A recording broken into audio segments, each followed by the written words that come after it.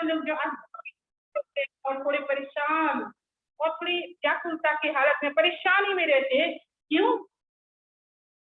क्योंकि आज मसीहों के साथ जो कुछ भी हो रहा है, तो वो ये देखते हैं, सोचते हैं कि आज हमारे जनरेशन के साथ, आज हम लोगों के साथ ये सब कुछ हो रहा है, और आने वाले जनरेशन में जो है, हमारे पीढ़ी के साथ जो है,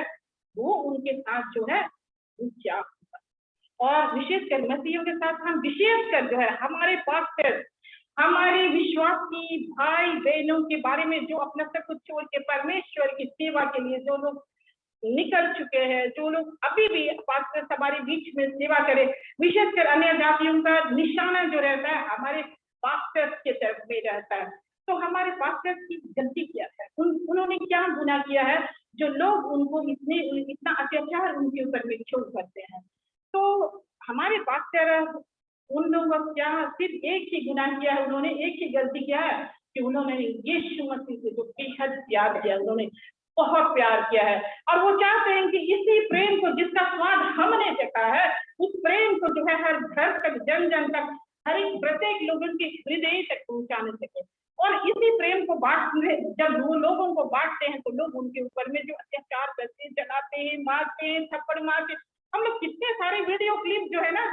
जो आ रहे हैं, आते हैं, और स्टिल फोटो भी रहते हैं, यूट्यूब पर भी हम लोग बार बार इन सभी चीजों को हम लोग देखते हैं, और इन सभी बातों को जब हम लोग देखते हैं, तो सचमुच में हमारा हृदय विचलित हो जाता है। इन सभी घटनाओं को देखकर हमारा दिल सचमुच में दहल जाता है कि ऐसा क्यों हो रहा है, क्यों हम जो प्रभु के लोगों के साथ में जो है, क्या क्यों इस तरह के, यहाँ क्या क्या कमी है, यहाँ संसार में जो लोग इतने अशांत और जो है, ऐसा क्यों हो रहा है? लेकिन तो भी प्रभु में मेरे प्रियो, जिन्होंने भी यीशु मसीह को अपना उद्धारकर्ता के रूप में ग्रहण किया है, जिन्होंने भी यीशु मसीह को अपना मुक्तिदाता करके अपना जीवन में ग्रहण किया है, और जो है उनको अपना पिता के रूप में, एक बड़े भाई के रूप में, एक मित्र के रूप में यदि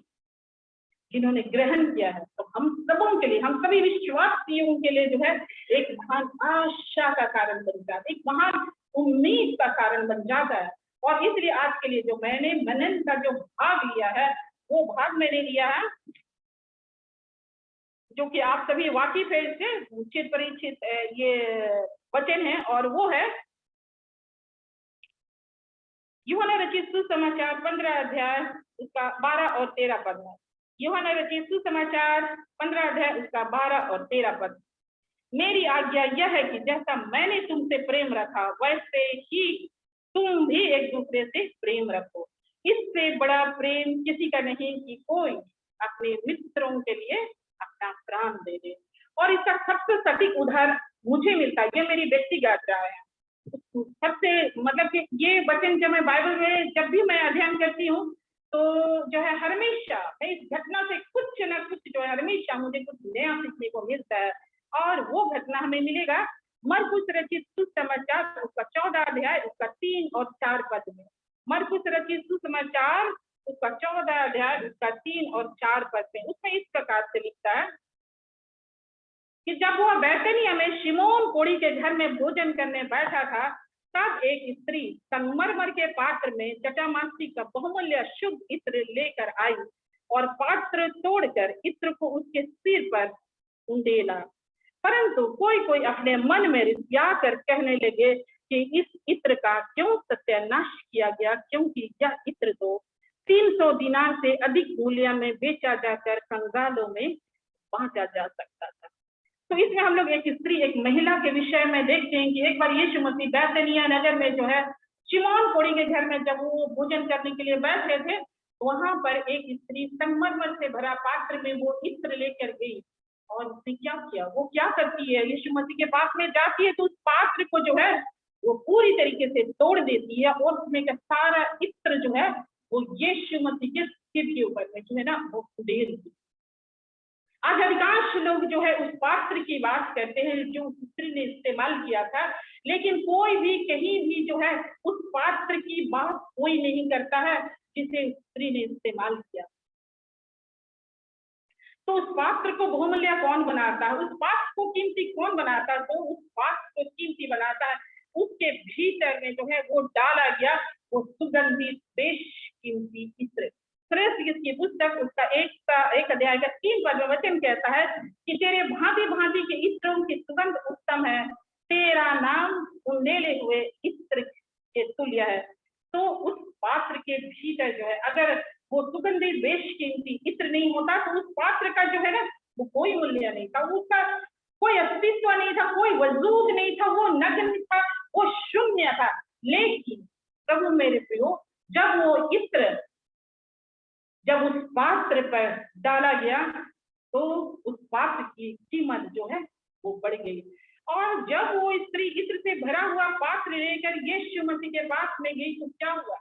उस पात्र का काम जो था वो खत्म हो गया, वो टूट गया, वो बिखर गया, वो चकनाचूर हो गया। लेकिन महत्वपूर्ण बात ये रही कि वो अपने स्वामी के लिए काम आ सका। प्रभु में मेरे प्रियो, हम और आप भी प्रभु के लिए वो पात्र बन जाए ताकि हमारे भीतर भी वो बेशकीमती इत्र डाला जाए और हम भी अपने स्वामी के काम आ सके। अर्थात हमारे भीतर भी वो सुगंधित इत्र अर्थात पवित्र आत्मा से हम भरे जा सके। फिर पवित्र आत्मा से नहीं भरे जा सके, लेकिन पवित्र आत्मा की भरपूरी से हम भरे जा सके ताकि हमारा बर्तन, हमारा पात्र, हमारा कटोरा भी जो है वो उमड़ता रहे, वो ओवरफ्लो करने आ पाए और हम भी अपने स्वामी के जो है वो काम आ सके।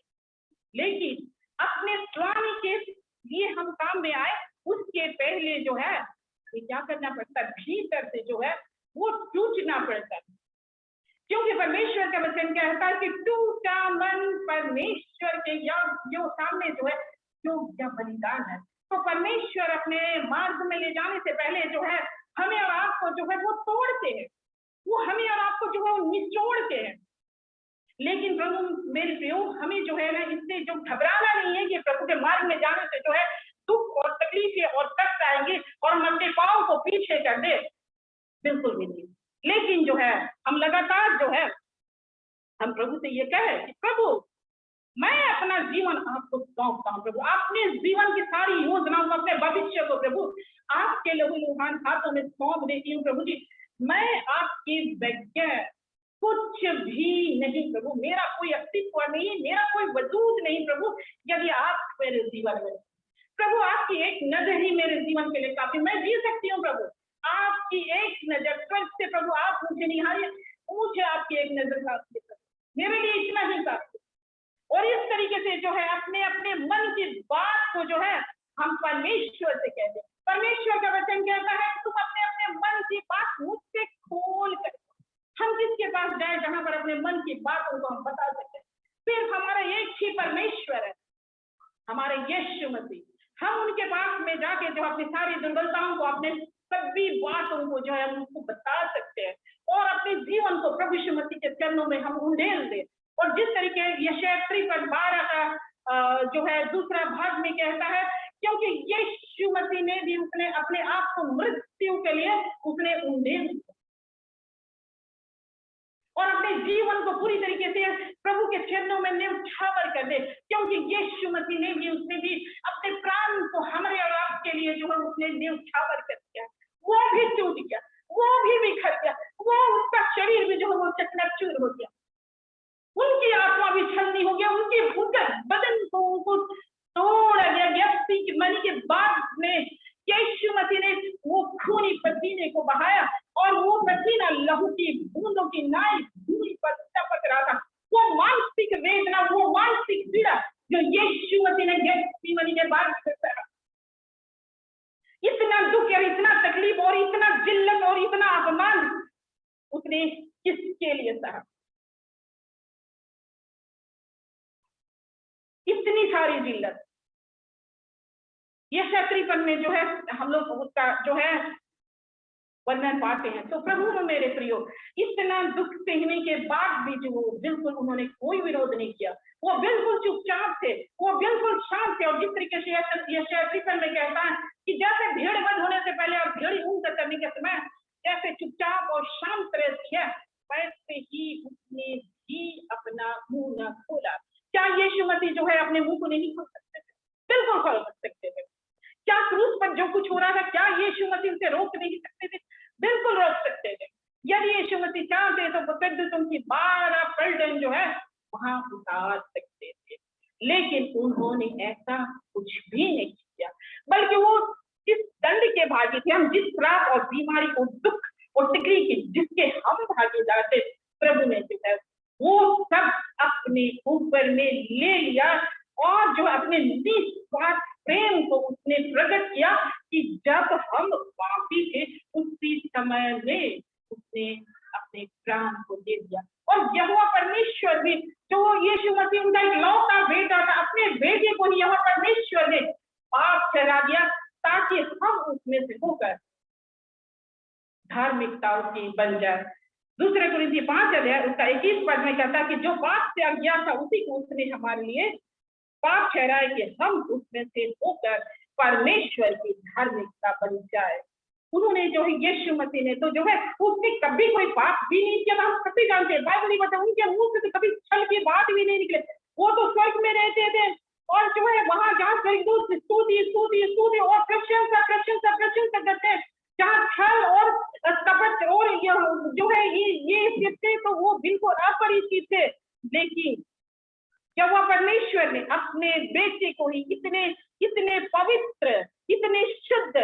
ऐसे अपने बेटे को ही उन्होंने पाप ठहरा दिया ताकि हम उसमें से गुजर कर परमेश्वर की जो है वो धार्मिकता बन जाए। और आज के लिए जो वचन है यूहन्ना 15 और उसका 13 पद में कि इससे बड़ा प्रेम किसी का नहीं कि कोई अपने मित्रों के लिए अपना प्राण दे। हाँ प्रभु मेरे प्रियो, वो आपको और हमको अपना मित्र कहते हैं। स्वर्ग और पृथ्वी का परमेश्वर वो आपको अपना मित्र कहते हैं, और वो भी सच्चा वाला मित्र, झूठा वाला मित्र नहीं, लेकिन वो आपको अब तक सच्चा वाला मित्र कहते हैं, जो इस युग में भी साथ रहेंगे और आने वाले युग में भी वो अपनी मित्रता को निभाएंगे। वो ऐसे नहीं है कि मित्रता करके जो वो छोड़ नहीं देंगे, लेकिन इस युग में जो है और आने वाले युग में भी जो है वो ऐसा सच्चा मित्र जो है हमारे साथ है। और ऐसा मित्र जो है ना, हमें चिराग लेके जो है कहीं भी जो है ऐसे दिया बाती लेके ढूंढने से भी जो हमें ऐसा मित्र दुनिया में ऐसा कोई नहीं मिलेगा जो हमारे लिए जो है अपने प्राण को ले, हमारे सारे श्रापों को ले ले अपने ऊपर में। और जिस तरीके से लूका ने सुसमाचार 22 अध्याय उसका 41 और 42 पद में कहता है, और वह आप उनसे अलग एक ढेला फेंकने की दूरी पर गया और घुटने टेकर प्रार्थना करने लगा कि हे पिता, यदि तू चाहे तो इस कटोरे को मेरे पास से हटा ले, तो भी मेरी नहीं परंतु तेरी इच्छा पूरी हो। कितना अधिक समर्पण, कितना अधिक आज्ञाकारी यीशु मसीह अपने पिता के प्रति रहे। एक पुत्र जिसका अपने पिता से जो इतना ज्यादा प्यार और जो है इतना आज्ञाकारी और इतना समर्पण, और यीशु मसीह का सारे मानव जाति से जो है इतना अनूठा अटूट, कभी ना टूटने वाला ऐसा निस्वार्थ प्रेम उसने जो है हमसे किया है। और कैसा उसका जो है परमेश्वर का विशाल हृदय। और कैसा वचन बताती है कि यीशु मसीह, हालांकि वो यहोवा परमेश्वर के जो पुत्र थे, बेटे थे, लेकिन फिर भी इब्रानी की पुस्तक 5:8 में कहता है, फिर भी पुत्र होने पर भी उसने दुख उठा कर आज्ञा मानना सीखी। तो हम और आप सोच सकते हैं कि हमें कितना आज्ञा पालन की जो आवश्यकता है, क्योंकि वचन बताती है कि आज्ञाकारिता जो है वो बलिदान से उत्तम है। तो हम अपने आप को परमेश्वर के अधीन में कर दे और अपने आप को जीवित बलिदान के रूप में परमेश्वर के सामने समर्पित कर दे और अपने आप को खाली कर दे। खाली करने का अर्थ है सांसारिक बातें, सांसारिक ज्ञान से हम अपने आप को खाली कर दे, क्योंकि यदि हम खाली नहीं करेंगे तो वो सुगंधित बेशकीमती वो इत्र जो है हमारे भीतर जो है कैसे डाला जा सकेगा, हम पवित्र आत्मा से जो है वो कैसे भरे जा सकेंगे, और कैसे प्रभु हमें इस्तेमाल कर पाएंगे, और कैसे हम अपने स्वामी के जो है वो काम आ सकेंगे। और यदि हम अपने स्वामी के ही काम ना आ सके तो फिर इस जीवन जीने का तो कोई अर्थ नहीं। हमारा जीवन जो है बिना उद्देश्य के है। अगर हमारा स्वामी, हमारा प्रभु यीशु मसीह, सर्वशक्तिमान पिता परमेश्वर, उनके लिए यदि हम यूज ना हो सके तो फिर ये जीवन जो है वो व्यर्थ ही व्यर्थ है। तो प्रभु वो भी नहीं, लेकिन वो ही हमारे जीने का आधार होना चाहिए। वो हमारे मध्य मध्य में, हमारी धड़कन में, हमारे दिल की धड़कन, हमारी सोच में, हमारी आंखों में, हमारे शरीर में मध्य मध्य और गुद्दे गुद्दे हमारे लहू में जो है वो बहना चाहिए, बहना चाहिए परमेश्वर का वचन। वो हम जो है हम ऐसे होना चाहिए। तो प्रभु के प्रति एक जुनून होना चाहिए, एक दीवानापन होना चाहिए, एक जुनून होना चाहिए कि परिस्थितियां चाहे कैसी भी हो जाए, हालात जो है कितने ही नाजुक क्यों ना हो, लेकिन आज मैं यीशु मसीह को छू कर हम लोग देखते हैं नया नियम में, हम लोग देखते हैं ना, वो 12 वर्ष से जिसका लहू बहता था उस स्त्री के विषय में हम लोग देखते हैं कि जो 12 वर्ष की स्त्री, 12 वर्ष से जिसका लहू बह रहा था, वो स्त्री जो है वो जो है बहुत दुर्बल हो गई थी। हम लोग समझ सकते हैं, यहाँ पर हम सभी महिलाएं और हम लोग अच्छी तरीके से समझ सकते हैं कि 5 से 7 दिनों में जो है वो महिलाओं की क्या स्थिति होती है। लेकिन यहाँ पर 12 वर्ष से स्त्री का जो है वो लहू बह रहा था, वो बिल्कुल दुर्बल और कमजोर हो चुकी थी। लेकिन वो कहती थी, बाइबल में लिखा है कि मैं यीशु मसीह को छू कर रहूंगी। और जब उसको मालूम होता है कि यीशु मसीह उसके नगर से होकर गुजरने वाले हैं, तब ये उसके मन में ठान लिया, आज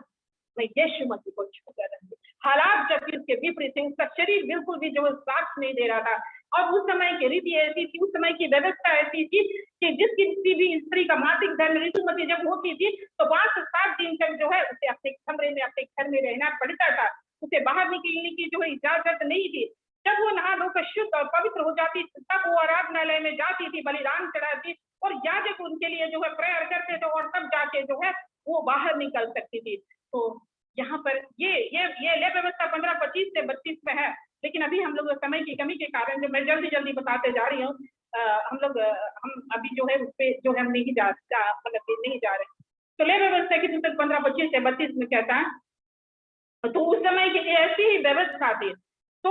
वो स्त्री इसलिए अपने बीमारी को जो है छुपा कर रखी थी, क्योंकि अगर किसी को बताती कोई उसके साथ उसके घर, चाहे वो भी जो है बाहर भीतर कहीं आना जाना वो नहीं कर सकती थी। और जो है वो इतना दुर्बल था कि वो किसी का जो है ना वो सहारा भी नहीं ले सकती थी, क्योंकि उस समय में जो भी ऐसे समय में उसको जो भी छूता तो वो भी अपवित्र हो जाता और वो भी दंड का भागी होता। इसलिए जो है ना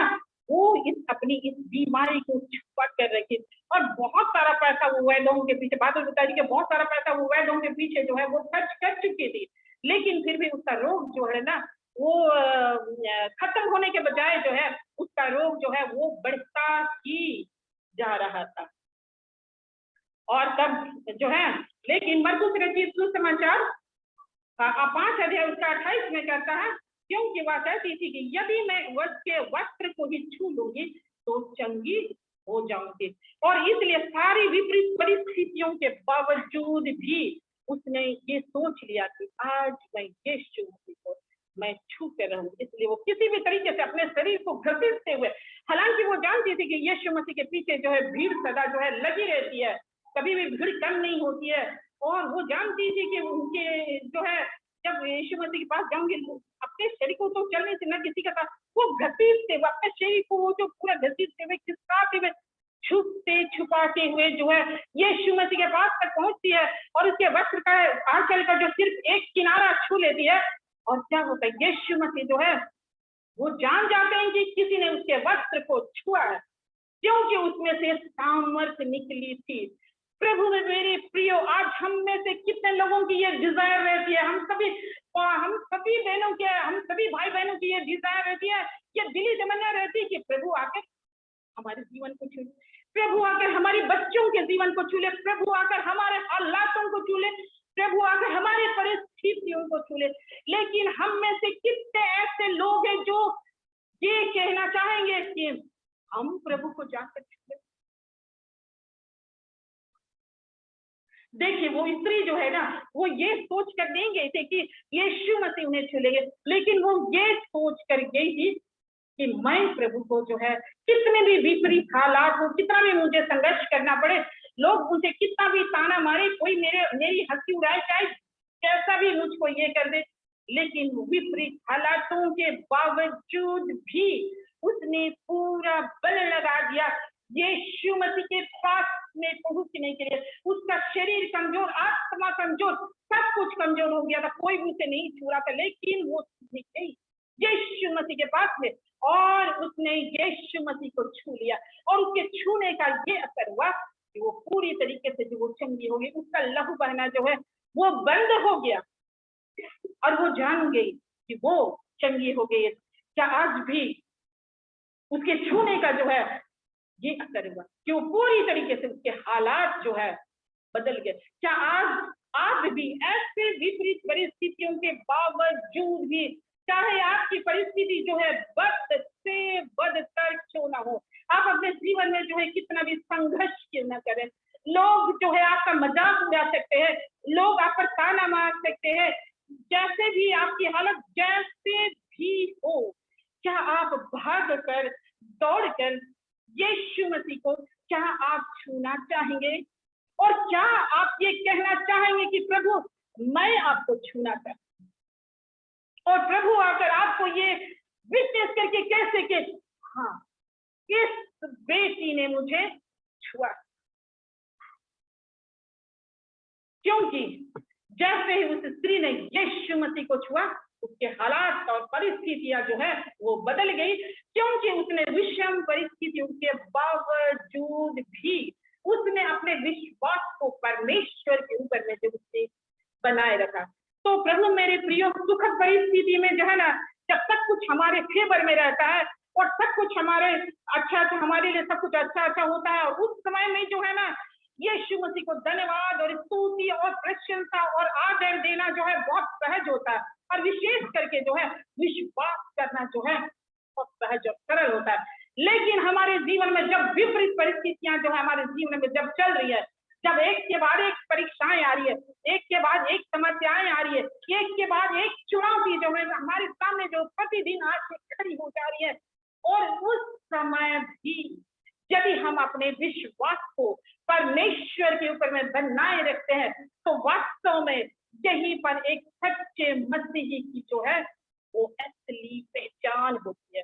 विश्वास जो एक छोटा सा शब्द है, लेकिन एक मसीही जीवन के लिए विश्वास एक बहुत बड़ी धरोहर है, क्योंकि विश्वास के बिना जो है वचन बताती है कि विश्वास के बिना जो है कुछ भी जो है वो संभव नहीं है, बिल्कुल भी जो है संभव नहीं है। तो एक दुख या तकलीफ में एक सच्चा विश्वासी जो है आंधी या तूफान में जो है इसलिए खड़ा हो पाता है क्योंकि उसकी जड़ जो है परमेश्वर के साथ गहराई तक जो है वो जुड़ी हुई है। वो अपनी योग्यता के बल पर, अपने पैसे के बल पर, अपने शरीर के बल पर जो वो खड़ा नहीं रह पाता है एक सच्चा विश्वास, लेकिन वो परमेश्वर के अनुग्रह और परमेश्वर के सहायता से वो इस पृथ्वी पर जो है खड़ा रह पाता है। इसलिए आंधी या तूफान, दुख या तकलीफ उसके जीवन में जब आता है तो वो जो है वो गिरता नहीं। हाँ, एक बात जरूर है कि उसके जीवन में जब कोई दुख और आंधी और तकलीफ आता है तो उसका ऊपरी सतह जो है वो जरूर हिलता डुलता है। किसी पेड़ का भी जो है ना मजबूत पेड़ रहता है, किसी उसका जो है ना ऊपरी सतह हिलता और डुलता है। एक विश्वासी को जो उसके जीवन जब दुख और तकलीफ है वो भी होता है। ऐसा नहीं है कि उसको जो है वो दुख नहीं होता, उसके आंसू नहीं गिरते, या उसको दर्द नहीं होता, उससे भी दर्द होता, उससे भी तकलीफ होती, वो भी निराश होता, वो भी हार जाता, वो भी उदास होता है, लेकिन वो गिरता नहीं है। इसलिए गिरता नहीं है कि उसकी जड़ें मजबूत चट्टान पर रखी हुई है, और वो चट्टान है हमारे यीशु मसीह। उस चट्टान पर उसने अपने विश्वास को जो है बनाए रखा है। अक्सर आप लोगों ने देखा होगा कि कोई बहुत बड़ा पेड़, अगर कोई पेड़ है खूब ऊपर से जो है ना लहला रहा है, ऐसे हरा हरा हरा हरा ये सब दिख रहा है, खूब ऐसे लगा हुआ है, लेकिन यदि उस पेड़ को जो है ना यदि कोई दीमक या जो है ना वो कीड़े जो है ना वो अगर अंदर से जो है वो खा जाते हैं तो वो पेड़ जो है ना बिल्कुल खोखला हो जाता है और जो है ना वो कमजोर हो जाता है, और उसकी पेड़ की जड़ें जो है ना वो मिट्टी को जो है ना वो छोड़ देती है, और मिट्टी का गीलापन भी उस जड़ को जो है वो छोड़ देता है। और जैसे थोड़ा सा आंधी तूफान आता है तो क्या होता है कि वो फिर धन से जो है वो पृथ्वी पर जो है गिर जाता है। ऐसी ठीक ऐसी प्रभु में मेरे प्रियो हमारा भी रिश्ता जो है, हमारा भी रिलेशन जो है यीशु मसीह के साथ से जब मजबूती के साथ ऐसे जुड़ा रहता है तो कितना आंधी तूफान और विरोध और समस्या और ताना इस तरीके से जब आपके जीवन में भी जब आता है तो जो जीतता नहीं है ना, वो जीतता नहीं है। लेकिन क्या करता है, इसलिए नहीं गिरता है कि उसकी जड़ें जो है वो परमेश्वर के साथ में जो भीतर तक गहराई तक जो है वो जुड़ी है, क्योंकि इसकी जड़ जो है वो मजबूत है। तो प्रकृति से भी जो है हम लोग बहुत कुछ सीख सकते हैं। और अक्सर मैं साधु सुंदर सिंह जी की जीवनी को मैं पढ़ते रहती हूँ और उसकी जीवनी जो है उसके जीवन की बातें मुझे बहुत अच्छी लगती, प्रेरित करती है। और साधु सुंदर सिंह जी कहते हैं कि दुख और परेशानी की प्रचंड हवाएं एक मसीही को और भी परमेश्वर के सुरक्षात्मक हाथों में ले जाती है। अर्थात एक विश्वासी दुख में या तकलीफ में जो है वो इधर उधर के ही नहीं भागता है, वो सीधे क्रूस के पास में जाता है, अपने अपने पिता के पास में, और अपनी सारी बातों को, अपने दिल की सारी बातों को, चाहे वो सुख दुख की बातें हो, वो कहीं तो नहीं जाके कह अपने परमेश्वर के पिता के पास में जाता, वो क्रूस से लिपट जाता, वो उनमें जो है वो समा जाता है और दोनों जो है एक हो जाता है। भले ही वो व्यक्ति शारीरिक रूप से निर्बल है, भले ही वो शारीरिक रूप से वो कमजोर है, लेकिन आत्मा उसका मजबूत है, क्योंकि उसके साथ परमेश्वर खड़ा, उसका पिता उसका हाथ पकड़ के जो है वो खड़ा हुआ है। और वचन कहता है कि मेरी सामर्थ्य निर्बलता में सिद्ध होती है, क्योंकि मेरा अनुग्रह तुम्हारे लिए बहुत है। तो जब आप पवित्र आत्मा के साथ में, परमेश्वर के साथ में दिल की गहराई से आप जुड़ जाते हैं और पवित्र आत्मा के फलों से जब और हम जो है उस तरीके से पूरी तरीके से लदे रहते हैं और आपकी जड़ें जो है यीशु मसीह के साथ मजबूती के साथ गहराई तक जुड़ी रहती है, तो क्या होता है कि ये इसका प्रभाव ना सिर्फ आपके व्यक्तिगत जीवन में होता है, लेकिन इसका प्रभाव जो है दूसरे लोगों पर भी जो है वो पड़ता। आप दूसरे लोगों के लिए भी आशीष का कारण बन जाते हैं। जैसे रानी एस्तर के विषय में हम लोग देखते हैं कि रानी एस्तर, कोई शब्द रानी एस्तर के बारे में आप लोग सुने होंगे कि रानी एस्तर जो है बहुत ही प्रार्थना और उपवास करने वाली स्त्री थी, और उसने बहुत ही जो है प्रार्थना और उपवास के वजह से ही जो है वो अपनी कुल अपनी जाति के लिए जो है वो उसके लिए आशीष का जो है वो कारण बन गए। रानी एस्तर जो है वो बहुत बुद्धिमान भी थी और साथ ही साथ जो है वो बहुत समझदार भी थी, और अपनी बातों को बहुत ही समझदारी से, बहुत ईमानदारी से, सच्चाई से जो है वो शालीनता से जो है रानी अपनी सारी बातों को राजा श्रेष्ठ को जाके वो बताती थी। और राजा श्रेष्ठ भी जो है रानी से इतना अधिक प्रेम करते थे कि उनकी किसी भी बात को वो क्रोध कभी नहीं करते थे, उनके दिल को थोड़ा भी दुख नहीं पहुंचाना चाहते, और ना राजा जो है वो व्यक्तिगत रूप से उससे प्रेम करते थे, लेकिन अपनी प्रजा के सामने भी रानी को मान सम्मान और आदर देते थे, उनकी एक एक बातों को ध्यान सुनते, उनकी बातों पर गौर फरमाते थे, और जो एक एक बात पर बहुत ध्यान से जो उनकी निगाह जो है वो लगी रहती, क्योंकि वो दिल से जो है वो अपनी रानी से बहुत बहुत बहुत प्यार करते थे। और ऐसा इसलिए था क्योंकि परमेश्वर का अनुग्रह जो था वो इससे रानी के ऊपर में था, और जिस तरीके से मूसा को परमेश्वर ने चुना था इस्राएलियों को बचाने के लिए, उसी तरीके से परमेश्वर ने चुना था एस्तर रानी को, परमेश्वर ने चुना था अपने लोगों को बचाने के लिए। और इसलिए हमेशा एस्तर रानी जो उपवास और प्रार्थना ना सिर्फ करती थी, बल्कि अपने प्रजा के लोगों को भी जो है वो हमेशा ये आदेश देती थी और रिक्वेस्ट वो करते रहते कि आप लोग भी हमेशा प्रार्थना और उपवास में जो है आप लोग रहे करके, और साथ ही साथ जो है हमेशा जो है वो बहुत बाट जो देती वो परमेश्वर यहोवा की हमेशा धीरज के साथ बाट जो होती रहती थी, और जब सही समय आता था तब वो अपनी बातों को राजा के सामने जो है वो रखती थी, और उसके बाद राजा जो भी आदेश देते थे, जो भी फैसला सुनाते थे, जो भी एक्शन लेते थे, वो रानी के फेवर में होता था। वो उसके परिवार के फेवर में था, वो उसके मुर्दे के फेवर में होता था, वो उसके कुल उसके जाति के लोगों के वो फेवर में होता था, क्योंकि रानी से जो है राजा क्षयश जो है इतना प्यार करते थे कि उनको दुख देना जो है थोड़ा भी वो नहीं चाहते थे। हालांकि राजभवन के अंदर जो है ना रानी की जान भी जा सकती थी, क्योंकि उसने अपनी कुल अपनी जाति को छुपाकर वो राजभवन में वो प्रवेश की थी। लेकिन रानी एस्टर ने बहुत ही अपनी बहादुरी का परिचय देते हुए, अगम्य साहस का परिचय देते हुए उसने बहुत बहादुरी से और विशेष करके कि उसका भरोसा परमेश्वर के ऊपर में था और परमेश्वर का अनुग्रह रानी के ऊपर में था और रानी का भरोसा परमेश्वर के ऊपर में था। और इसलिए जो है वो ना सिर्फ अपनी जान बचाई, लेकिन उसने मुर्दे की भी जान बचाई, अपने कुल और अपनी जाति के लोगों को भी जान बचाई, और उसने शत्रुओं पर हाथ से उसे जो है वो नाश होने से जो है उसने बचा लिया। तो प्रभु मेरी बहनों, प्रभु मेरे प्रियो, आप जो अपने आप को कभी भी लाचार, अबला या जो है ना कमजोर ना करते। अभी जैसे हम लोग ब्रदर पास्टर साहब जो है सिन्हा पास्टर जो अभी हम लोग बता रहे थे कि महिलाएं हैं तो जो है सब कुछ है, तो हम महिलाएं जो अपने आप को कभी भी कमजोर, लाचार या मजबूर ना समझे और अपने आप को कभी भी ना सोचे कि मैं तो एक स्त्री हूँ, मैं तो एक महिला, लेकिन प्रतिदिन अपने आप को सकारात्मक बातों से जो अपने आप को जो है वो गर्म रखे कि मैं एक धन्य स्त्री हूँ, क्योंकि मैं परमेश्वर की बेटी, क्योंकि मैं परमेश्वर की बेटी हूँ। और अपने आप को जो है कभी भी जो है ना सोचे। हालांकि महिलाएं जो है ना शारीरिक रूप में थोड़ी सी कमजोर जरूर रहती है, लेकिन जो है वो आत्मिक रूप से पुरुषों की तुलना में, शारीरिक रूप से पुरुषों की तुलना में थोड़ी कमजोर रहती है, लेकिन यदि मानसिक रूप से यदि देखा जाए तो वो पुरुषों की तुलना में जो वो ज्यादा मानसिक रूप से जो है वो ज्यादा मजबूत होती है, क्योंकि उनमें धीरज धरने की जो है क्षमता पुरुषों से कहीं 1000 गुना ज्यादा रहता है,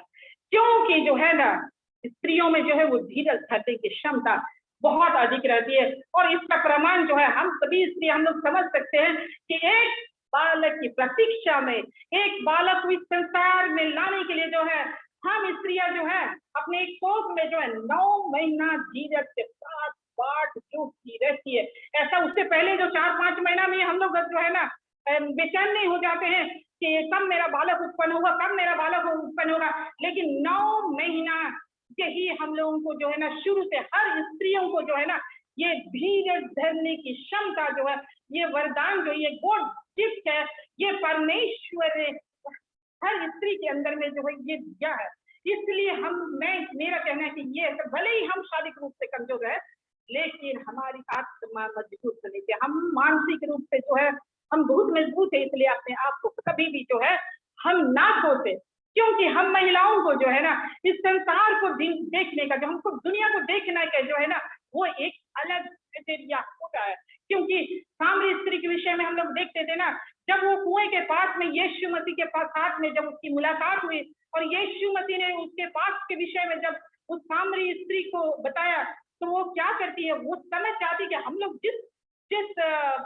उधारकर्ता की बाट चोरी थे वो जो है वो आ चुका, और अपने घड़े को क्या करती है, वो अपने घड़े को वहीं पर जो है ना वो फेंक देती है, अपने घड़े को वहीं पर फेंक के वो अपने नगर में चली जाती है और वहां पर जाके वो सुसमाचार सुनाती है और कहती है कि देखो अपने गांव में, अपने नगर में, अपने समाज में जो जाके वो प्रचार करती कि हम लोग जिसकी प्रतीक्षा कर रहे थे वो आ चुका है। और जो है ये कोई मामूली बात नहीं है। यूहन्ना रचित सुसमाचार 4:39 में कहता है कि तब उस नगर के बहुत सारे सामरियों ने उस स्त्री के कहने से यीशु मसीह पर विश्वास किया, और ये बहुत बड़ी बात है। जबकि यीशु मसीह के चेले जो है यीशु मसीह के साथ 24 घंटा रहते थे, उनके साथ में, उनके साथ उठते बैठते खाते पीते थे, लेकिन जो है वो भी इस बात से बिल्कुल अनजान थे कि वो जिनके साथ में रह रहे हैं, 24 घंटा रह रहे हैं, जो है वही हमारा जो है ना उद्धार करता है। तो इस बात से वो बिल्कुल अनजान थे। तो इस प्रकार से जो है उस स्त्री ने जो है इस यीशु मसीह के इस पृथ्वी पर इस संसार पे रहते रहते ही जो उसने पहला प्रचार किया, और जो है आज भी सुनहरे अक्षरों पर जो है पवित्र शास्त्र बाइबल में जो है वो अंकित हो गया। तो प्रभु में मेरे प्रियो, आप कोई साधारण महिला नहीं है, आप कोई आम महिला नहीं है, पर आप क्या है, आप विराट विशाल अज्ञात ज्योति में रहने वाले, आप परमेश्वर पिता की जो है आप बेटिया है, और आप में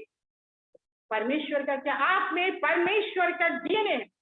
और यही हमारी पहचान है कि वो हमारा पिता है और हम उनकी बेटियां है। और ये एहसास सचमुच में हमें अंदर से रोमांचित कर देता है। ये सिर्फ जो है हम विधि विधान के तरीके से जो हम लोग चर्च में विधि में हम लोग पढ़ते हैं और मुंह से सिर्फ ये गले से यहाँ जो है हम लोग विश्वास वचन को बोलते नहीं, अंदर से ये यहाँ से होता है। और ये अच्छा लगता है ये एहसास कि हम जो है हम परमेश्वर पिता, सर्वशक्तिमान परमेश्वर पिता के बेटे और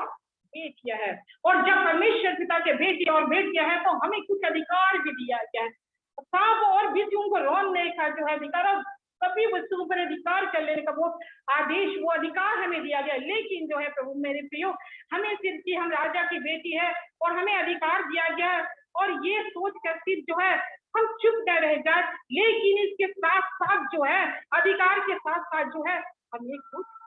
जिम्मेदारियां भी जो है वो दी गई, और वो जिम्मेदारी और वो कर्तव्य है नाश होती हुई आत्माओं को बचाने के लिए अपने हृदय में एक बोझ को रखना। लेकिन जो है कुड़कुड़ा कर नहीं, परंतु जो है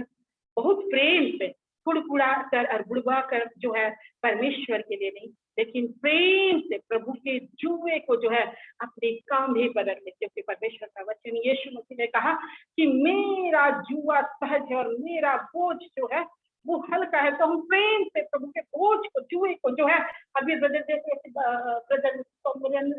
सिन्हा ब्रदर जो भी बता रहे थे कि क्रूस उठाने का मतलब चेला बनने का मतलब, हम लोगों ने सुना उनसे जो है, और खुशी खुशी प्रेम से विवश, परमेश्वर का प्रेम आपको विवश कर देगा कि प्रभु के लिए जो उस जुए को उठा ले, प्रभु के कांधे के बोझ को थोड़ा तो कम करे। और जिस तरीके से जो है ना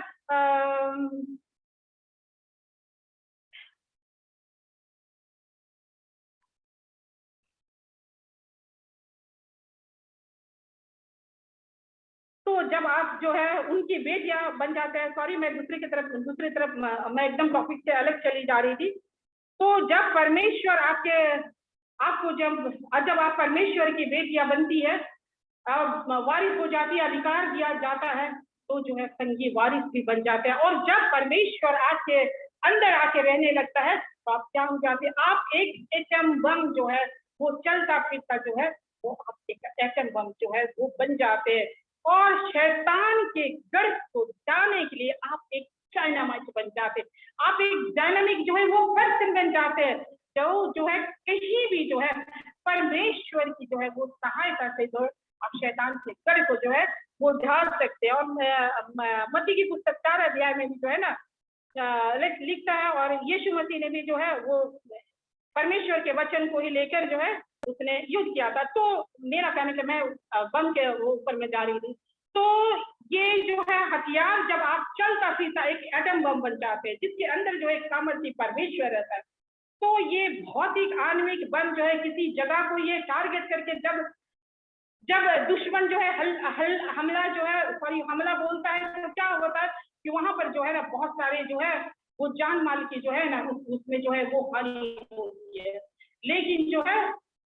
और जैसे जो है हम लोग राजीव गांधी के समय में भी हम लोगों ने देखा कि कैसे मानव बम का जो है इस्तेमाल हुआ और कितने सारे लोगों की जो जान माल की वो हानि। पुलवामा की घटना को भी हम लोगों ने देखा कि कैसे जो है हमारे वीर जवान जो है वो शहीद हो गए। तो वो भौतिक आणविक बम जो है वो सिर्फ एक बार इस्तेमाल होता है और एक बार में जितना कुछ हानि पहुंचा सकता है हानि पहुंचाता है, और जो है हानि पहुंचाने के बाद में जो वो फिर से वो निष्क्रिय जो है हो सकता है, वो जो है निष्क्रिय हो जाता है, फिर उसे दोबारा जो है इस्तेमाल नहीं हो सकता। लेकिन प्रभु में मेरे प्रियो, जब आप आत्मा से भरकर पवित्र आत्मा से परिपूर्ण होकर जब आप परमेश्वर के वचन को इस्तेमाल करती है शैतान से कर्ज को उठाने के लिए, तो यहाँ पर क्या होता है, आप कितना बार भी वचन को इस्तेमाल कीजिए जो है वो वचन जो है वो कभी भी जो है वो डिस्ट्रॉय जो है निष्क्रिय जो है वो नहीं होता है। और यहाँ पर शारीरिक रूप से किसी को नुकसान नहीं पहुंचता है, लेकिन यहाँ पर जो है आत्माएं जीती जाती है स्वर्ग के राज्य के लिए। और धीरे धीरे करके पश्चाताप करते हुए लोग आते हैं और धीरे धीरे करके एक बार में तो नहीं होता है, लेकिन अंश अंश करके वो परमेश्वर के स्वरूप में वो बदलते जाता है। और जब उसका वचन के प्रति जो है ना वो भूख बढ़ते जाता, और धीरे धीरे करके यही गुड साइन है परमेश्वर के पास नजदीक आने का जो है, यही गुड साइन है कि वो धीरे धीरे करके परमेश्वर के जो है वचन के प्रति जो है उसका भूख जो है वो बढ़ता है। और वो इसलिए ये सब कर पाता है कि वो एक हथियार, एक बारूद बन जाता है, क्योंकि उसके अंदर जो है एक आग है। आप लोग कृपया धीरज धरे और परमेश्वर के हम लोग दूसरी तीसरी और चौथी बातों में अपने मन को जो है पूरी तरीके से जो है समय देते हैं तो वचन की ओर, क्योंकि वचन परमेश्वर का। तो आप लोग जो है धीरज धर के जो परमेश्वर के वचन को जो है ध्यान से सुने। परमेश्वर का एक एक वचन जो है वो सामर्थ्य वचन है। तो आपके अंदर जो है ना वो आप एक बारूद बन जाते हैं, क्योंकि आपके अंदर जो है एक आग है। और यीशु मसीह कहते हैं लूका सुसमाचार में 12 अध्याय 49 पद में कि मैं इस पृथ्वी पर आग लगा दिया और क्या चाहता हूँ कि ये अभी सुलग जाती। मुझे तो एक बपतिस्मा और लेना है, और जब तक याद ना हो ले तब तक मैं ऐसे में रहता। तो क्या प्रभु यीशु मसीह जो प्रेम का प्रतीक है वो इस पृथ्वी पर आग लगा देगा? वो कौन सी आग लगाने के विषय में प्रभु यीशु मसीह जो है वो कह रहे थे? कौन सी आग की आग? वो आपकी पवित्र आत्मा की आग। क्योंकि पवित्र आत्मा की आग जब किसी इंसान के जीवन में जब आता है उसको स्पर्श करता है तो क्या करता है? उसकी पाप की जड़ को जलाकर भस्म करता है और उसकी बुराई को जलाकर जो है वो भस्म कर देता है और उसको एक नया इंसान में जो है वो तब्दील कर देता है। तो जो है ये संसारिक भौतिक बम जो है वो क्या करता है? वो शरीर के परखट से जो है वो जो है उसको टुकड़े टुकड़े कर देता है। लेकिन परमेश्वर का सामर्थ्य वचन, जब एक एक वचन, जब यदि हम अपने हृदय को खोलते हैं, दिमाग को नहीं, लेकिन जब अपने हृदय को खोलते हैं तो हृदय पर परमेश्वर का वचन जो है वो आपके आत्मा को और गुद्दे को जो है वो आर पार छेद देता है। और जिस तरीके से इब्रानियों की पुस्तक में कहता है 4:12 में कहता है क्योंकि परमेश्वर का वचन जीवित और प्रबल और हर एक दोधारी तलवार से भी बहुत चोखा है और प्राण और आत्मा को और गांठ गांठ और गुद्दे को अलग करके आर पार छेदता है और मन की भावनाओं को जो है अच्छी तरीके से जानता है। और साधु सुंदर सिंह जो है अक्सर कहा करते थे, उनका कहना है कि यदि आप इस पृथ्वी को छोड़ देते हैं तो फिर आपको कभी भी यीशु मसीह के लिए क्रूस उठाने का अवसर जो है आपको कभी नहीं मिलेगा। यदि आप अपने प्रभु के प्रति जो अपने प्रेम को साबित करना चाहते हैं तो आपको इसी धरती पर साबित करना होगा। और यह दुर्लभ अवसर जो है फिर कभी किसी के लिए उपलब्ध नहीं होगा। और कितनी सच्ची बात है कि हम जब हम लोग विश्राम के लिए, अनंत विश्राम और शांति के लिए जब हम लोग स्वर्ग में चले जाएंगे तो वहां पर भी जो है वहां से स्तुति प्रशंसा और परमेश्वर की महिमा जो है वो विराजमान होगी, वहां स्तुति प्रशंसा होगी। लेकिन हमें स्वर्ग में भी क्रूस उठाने का जो है वो हमको अवसर नहीं मिलेगा। और जिस तरीके से ब्रदर सीना जो बोले क्रूस उठाना, अपना चेला बनने का जो है क्या कीमत हमें चुकानी पड़ती है, इसी संसार में रहते हुए जो हमें कीमत चुकानी पड़ेगी। और जब यीशु मसीह ने अपने प्रेम को अपनी जान देकर जब उन्होंने साबित कर दिया तो अब हमारी और आपकी बारी है कि हम प्रभु के क्रूस को उठा कर जो है लगातार जो है हम चलते रहे उस निशाने की ओर, उस ना मुरझाने वाले मुकुट को पाने के लिए। अब प्रभु बहुत से अपने वचनों पर आशीर्वाद दे। आमीन। आइए छोटी सी दुआ करें। Thank you Lord Jesus, hallelujah. धन्यवाद देते हैं प्रभु आपके जीवित वचन से प्रभु हम लोगों से प्रभु आपने बातचीत किया प्रभु। धन्यवाद प्रभु, इतना प्रेम अगापे का प्रेम करने के प्रभु हृदय से धन्यवाद। किसी ने हमसे इतना प्यार नहीं प्रभु जितना आपने प्रभु आपका क्रूस का बलिदान वो कभी व्यर्थ नहीं जाने पाए प्रभु। आपका प्रेम जो आपने कलवरी के क्रूस पर बहाया, उस लहू को बहाया प्रभु, उसकी एक एक कीमत पिता परमेश्वर आपसे, पिता परमेश्वर आप हमें ले लिया, हम सबों को प्रभु आप हमें हमारे जीवन को ले, आप बोलिए प्रभु, आप आदेश दीजिए, हम सुनने के लिए तैयार हैं प्रभु। हम अपने मन को, अपने आंखों को आपकी ओर ही लगाते हैं प्रभु जी। आप आशीष दीजिए और हमें संभाल कर रखिए प्रभु। धन्यवाद देती हूँ, फिर से आगे के कार्यक्रम को प्रभु जी आपके हाथों में सौंप देती हूँ और ये प्रार्थना मैं यीशु मसीह के नाम में मांग लेती हूँ, सुनिए और दया से ग्रहण कीजिए। आमीन। Thank you.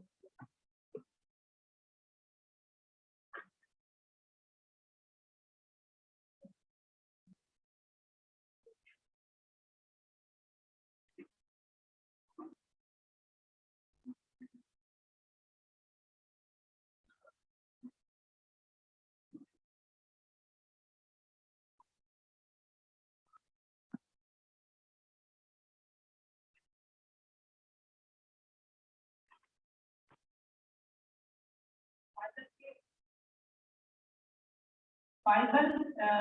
के सुंदर वचन के लिए, वचनों के लिए परमेश्वर ने अपनी महिमा के लिए काम किया है। हम सभी परमेश्वर को धन्यवाद देते हुए